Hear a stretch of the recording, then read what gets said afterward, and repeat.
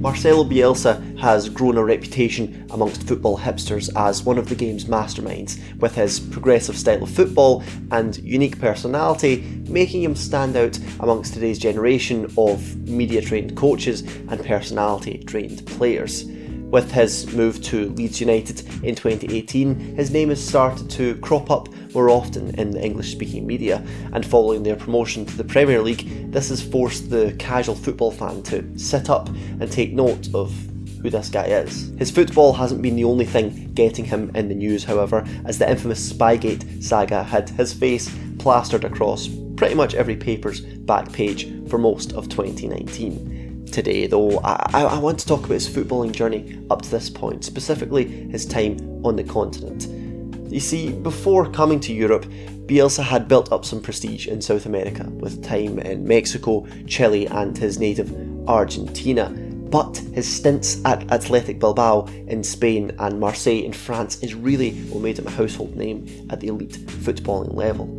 Prior to these appointments though, apart from a 6-game stint at Espanyol in 1998, Bielsa was very much an unknown quantity to much of Europe.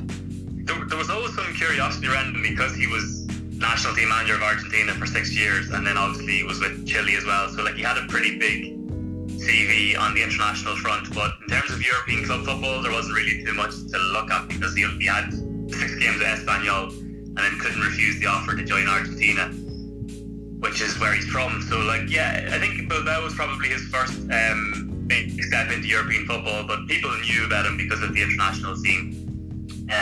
He's from Rosario, which is a big football city in Argentina. That's where Messi's from as well. So there you've got this rivalry between Newell's Old Boys and Rosario Central, and he's from Newell's. So basically, when he's joining a team, he studies the city to see if it's a real football place. So he did the same with Bilbao, because Bilbao is a huge place for football. So he studies the population, the city, the history of the place, and basically kind of made his mind up and said, I'll take on Bilbao. And before he joined them, he watched all 38 games of the previous season. He's just an obsessive character. There's nobody like him really. I think this is where a lot of his fame comes from, just his obsession with football. He just stands out. Bielsa's first season in Europe with Bilbao was highlighted by cup success. You see, Bielsa was signed by club president Jose Urrutia, who had just won the election the summer before the Argentines' arrival. And while the first season was marred by a rather paltry 10th place finish, a severe drop-off compared to the year before, this campaign, this season, is looked back at by Bilbao fans as one of their most memorable. And in his first year, that was the big season for him really, because he got to 2 cup finals. He got to the Europa League final and they lost 3-0 against Atletico Madrid, and he got to the Copa del Rey final and they also lost 3-0 against Barcelona. That was Pep's Barcelona. So when he first came in, fans were kind of doubting him because they were like, why is our best midfielder Javi Martinez playing at centre back, and why do we have 3 players playing down the right hand side? They didn't really get it, and then all of a sudden they're knocking Manchester United out of the Europa League 4-3 on aggregate. They destroyed Man United in Old Trafford, and Alex Ferguson came out and admitted it after the game. And then they beat them 2-1 in San Mamés as well. So the fans kind of were quickly won over and said, okay, this works. This is really attacking football, something we've never seen before. And he's adored there at Bilbao for those 2 seasons. But he sees that first season he deems it as a failure. And there's a really good clip of him talking for 10 minutes in the dressing room after the Copa del Rey defeat to Barcelona, and he's basically saying, this is my fault. He took full responsibility for it. They were a very young team with Ander Herrera in there, Muniain in there as well. So a lot of young players coming through, a lot of good Spanish players. But he deemed it a failure, and he said, guys, I don't know if I'm going to be here next year.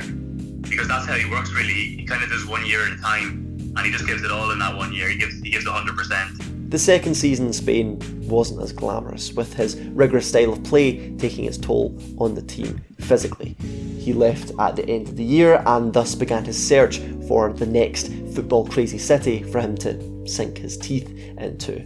Bielsa very rarely goes from team to team rapidly, he usually takes a bit of time to think over things, and this is exactly what happened here, as he took a year out to weigh up his options, eventually landing on Marseille.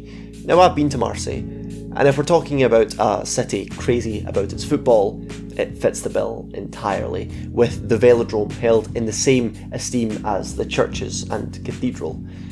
Bielsa was made for Marseille, just as the city was made for him.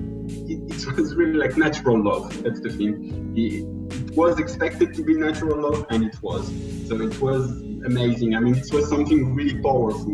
Years before Bielsa, we had Didier Deschamps, that is now our national coach, and that is really somebody with great history in OM and everything, and that he can give you title, and that's great. But it was different. Like all through the year, you were sometimes like, okay, I will be bored. I'm going to the stadium, but I know that we're gonna win maybe 1-0. But yes, it was different. It was like just, I want to be crazy when I'm going to the stadium. It was okay, you're gonna be crazy. So that was it. So that was really, really powerful, and something I personally never experienced in my life. So I adored it.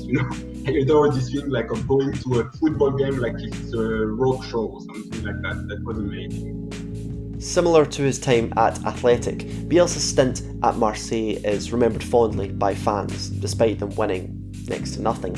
They went out of both domestic cups pretty early on and threw the title away, eventually finishing 4th despite being top at Christmas.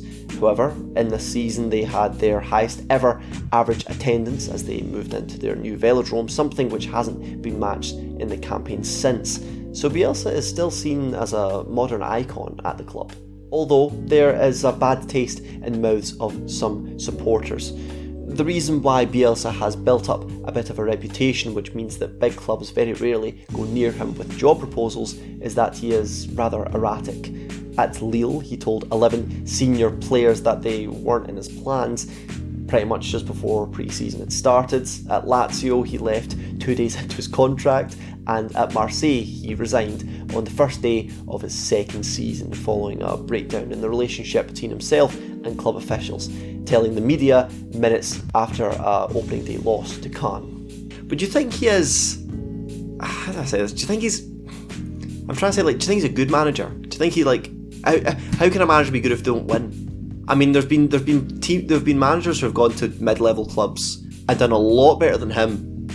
So, do you think he maybe warrants a little bit more criticism? Do you think he's almost like people are too scared to, or fans or pundits are too scared to criticise him because they'll have the mob on them saying, "Oh no, he's this great manager, you don't know what you're talking about." There's a part of that as well. He could be his worst own enemy because he works at such intensity, and then there's no real long-term plan or efficiency because he's just driving players to new heights and they're not fit for it maybe at times. I think his record in Spain is good, albeit without any trophies. He's got a good record at international level as well. I think, but it's more so the messaging and the communication and how he actually drives players. I think on the training ground he has a huge effect on them, and anytime you see a player interviewed with Bielsa to say he's incredible, he's one of the best I've ever worked under. The coaches say the same, but you see Pep Guardiola and Pochettino saying he's the best in the world, and you're thinking, how is he the best in the world if he's managed second tier clubs, not the Barcelonas or the Real Madrids, kind of the next level down. It is an anomaly in modern football because nowadays we are taught to only see football as who won is the great, and if you are a great team but that you lost in the final or something, you are not worth mentioning. But those teams had created something, created a history, created some fantasy in the mind of the football fan. And Bielsa, that it's not like going to easy places where it can win. Bielsa is not that. He's creating something where football should be. And he didn't win Champions League, but his club, the club he's fan of, Newell's Old Boys, is playing in Parque Marcelo Bielsa. You know, this is the best tribute you can have, and he just coached there from the beginning of his career. Basically, he achieved what anybody should dream of, meaning leaving a trace in your club, in the club that you love forever. And it changed everything. It changed the mentality of the club. It changed the training, the academy, everything there, and it gave them honor, dignity, and pride.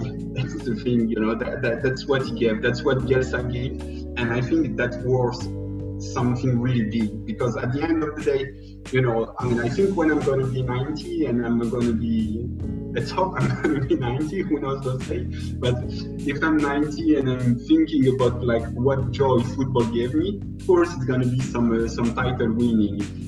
But I think it's going to be Bielsa as well. It's going to be those moments, those games that OM won, and that didn't mean like that you win a title, but gave you pure joy, pure happiness, pure strength. You know, in Chile, he built something in a great country. He rebuilt football there. In Bilbao, it's a special club, and he built something there as well. In Marseille, the same, and now in Leeds. So Bielsa doesn't win title. He's building your club, and he's giving you pride forever. So that's something that I cannot put a price tag on.